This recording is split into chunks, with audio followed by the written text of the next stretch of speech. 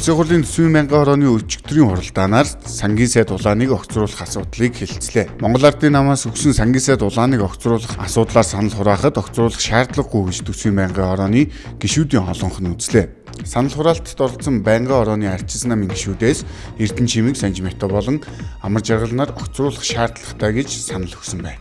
Улсын хурлын төрийн байгуулалтын байнгын хорооны хуралдаанаар ерөнхийлөгчөөс өргөн мэдүүлсэн засгийн газрын тухай хуульд өөрчлөлт оруулах, улсын хурлын тухай хуульд өөрчлөлт оруулах тухай хуулийн төслүүдийг хэлэлцэх хэсгийг хэлэлцээд тэмцсэн байна.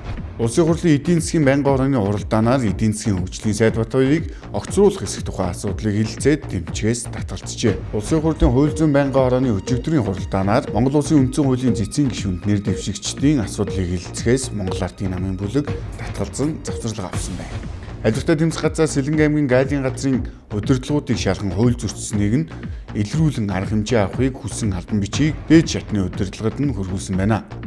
Харин гайлын ерөнхий газрын удирдлага Сэлэнг аймаг дахь гайлын газрын дарга асан нар мандахыг ажилласан чөлөөсөн орлогч дарга асан Батбаярыг албан тушаалаас бууруулсан болоод л өнгөрсөн талаар их сурвалжууд мэдээллээ. Ядуурлал ба эрүүл мэндийн сэдэв нээлттэй сонсголыг хийлээ.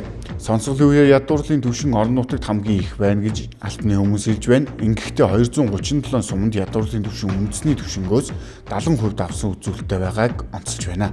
Мянган оюутны байрны нээлттэй ажиллагаа өчигдөр болж оюутнууд дотор байрандаа орж эхэллээ. Дотор байрны нэг өрөөнд 4 жил оюутан амьдрах бөгөөд нэг оюутны сарын төлбөр нь 68 мянган төгрөг байхаар тогтсон байна. Худалдаа авах ажиллагааны газраас сэтгүүлчд болоод хувийн хичнээн аж ахуй нэгж байгууллагуудад шилэн тендер, захим дэлгүүр зэрэг шинээр нэвтрүүлж үйл ажиллагаагаа өчигдөр танилцууллаа.